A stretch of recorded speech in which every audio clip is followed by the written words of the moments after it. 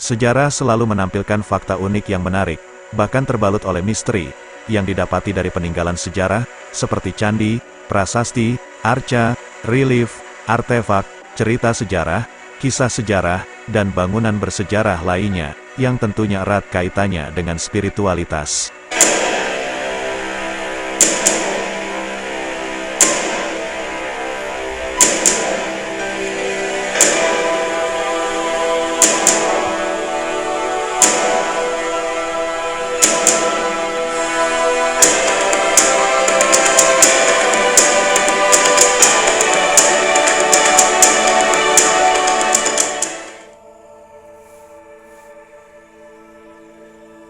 Sejarah selalu menampilkan fakta unik yang menarik, bahkan terbalut oleh misteri, yang didapati dari peninggalan sejarah, seperti candi, prasasti, arca, relief, artefak, cerita sejarah, kisah sejarah, dan bangunan bersejarah lainnya, yang tentunya erat kaitannya dengan spiritualitas.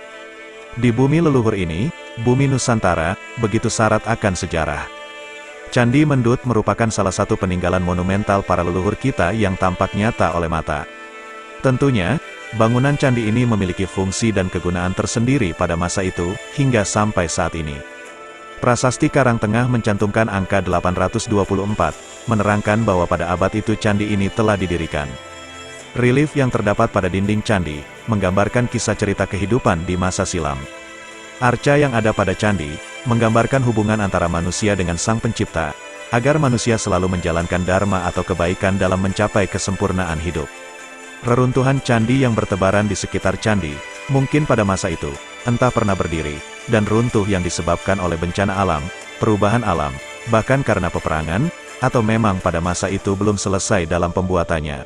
Ini masih hanya dugaan saja. Namun, semua itu menjadi salah satu bukti sejarah yang kita miliki. Candi Mendut merupakan candi berlatar belakang agama Buddha yang berlokasi di Desa Mendut, Kecamatan Mungkit, Kabupaten Magelang, Jawa Tengah. Candi ini merupakan salah satu candi dari 3 serangkai candi di Magelang, yaitu Candi Borobudur, Candi Pawon, dan Candi Mendut. Candi Mendut merupakan peninggalan dari Kerajaan Mataram kuno yang diduga dibangun pada abad ke-9.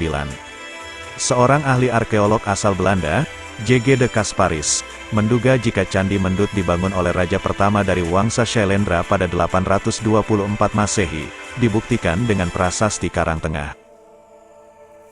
Isi prasasti yang berangka tahun 824 tersebut menyebutkan bahwa Raja Indra telah membuat bangunan suci bernama Venufana, yang artinya hutan bambu. Candi Mendut diperkirakan usianya lebih tua dibanding Candi Borobudur. Candi Mendut ditemukan kembali pada 1836 Masehi. Saat itu, seluruh bangunannya telah ditemukan, kecuali bagian atapnya. Kemudian pada tahun 1897 hingga 1904 Masehi, pemerintah Hindia Belanda melakukan upaya pemugaran untuk pertama kalinya, meski belum seutuhnya, kaki dan tubuh candi berhasil direkonstruksi. Pada tahun 1908 Masehi, Theodor van Erp memimpin rekonstruksi dan pemugaran kembali Candi Mendut, untuk penyempurnaan bentuk atap, memasang kembali stupa-stupa, dan memperbaiki sebagian atapnya. Pemugaran sempat terhenti karena permasalahan dana, tetapi pada tahun 1925 Masehi kembali dilanjutkan sampai selesai. Candi Mendut dibangun dari bahan batu bata dengan campuran batu andesit, sehingga terlihat sangat kokoh. Candi Mendut berbentuk segi empat dengan tinggi bangunan 26,40 meter di atas batu setinggi 2 meter. Secara penampilan, bentuk Candi Mendut dianggap memiliki kemiripan dengan candi di sekitar kompleks Candi Dieng dan Candi Gedong Songo. Seperti Candi Borobudur dan Candi Pawon, Candi Mendut juga menjadi tempat peribadatan umat Buddha Indonesia dan dunia. Setiap tahun jelang perayaan Trisuci Waisak di Candi Borobudur, Candi Mendut menjadi tempat disakralkannya air berkah dari umbul jumprit dan api alam dari Merapen. Di Candi Mendut, para biksu dan umat Buddha juga akan melakukan pradaksina atau berjalan mengelilingi candi searah jarum jam sebanyak 3 kali. Usai pradaksina, masing-masing sangha akan melakukan puja bakti di depan altar. Dinding kaki Candi Mendut, dihiasi dengan 31 buah panel yang memuat berbagai relief yang menggambarkan cerita, pahatan bunga dan sulur-suluran yang indah. Pada tangga menuju selasar yang terletak di sisi barat, dihiasi dengan beberapa panel berpahat yang menggambarkan berbagai cerita yang mengandung ajaran Buddha. Kemudian di pintu masuk ke ruangan, dalam tubuh candi dilengkapi dengan bilik penampil dihiasi dengan relief kuera, yang terpahat di dinding utara, dan relief hariti yang terpahat di dinding selatan. Di permukaan batur candi terdapat selasar yang cukup lebar dan dilengkapi dengan langkan. Dinding tubuh candi dihiasi dengan relief yang berkaitan dengan kehidupan Buddha, yaitu 1. Pada dinding barat atau depan, tepatnya di sebelah utara pintu masuk, terdapat relief Sarwani Waranawishambhi yang digambarkan sedang berdiri di bawah sebuah payung. 2. Pada dinding selatan terdapat relief Bodhisattva Avalokiteswara, di mana Sang Buddha duduk di atas Padmasana, di bawah naungan pohon Kalpataru dengan Dewi Taraf bersimpuh di sebelah kanannya. 3. Pada dinding timur terpahat relief Bodhisattva di mana Sang Buddha yang digambarkan sebagai sosok bertangan 4 sedang berdiri di atas tempat yang bentuknya mirip lingga. 4. Pada dinding sisi utara terpahat relief yang menggambarkan Dewi Taraf sedang duduk di atas Padmasana, diapit 2 orang lelaki.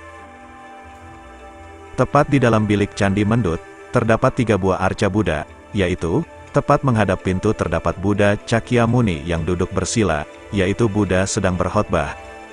Di sebelah kanan terdapat arca Bodhisattva Avalokiteswara yang menghadap ke selatan, yaitu Buddha sebagai penolong manusia. Di sebelah kiri ruangan terdapat arca Maitreya yang menghadap ke utara, yaitu Bodhisattva pembebas manusia di masa depan. Buddha dengan sikap tangan Simhakarna Mudra, mirip sikap Vitarka Mudra namun jari-jarinya tertutup. Ketiga arca di dalam Candi Mendut dilengkapi dengan praba atau sinar kedewaan di sekeliling kepalanya. Sejarah dan misteri erat kaitannya, dan bahkan sulit terpisahkan. Tapak tilas sejarah merupakan misteri hidup yang entah sampai kapanpun dapat dipecahkan, namun kami akan selalu mencari jejak para leluhur bumi Nusantara, yang mengajarkan budi pekerti yang sangat adiluhung antara hubungan ingsun dengan Gusti.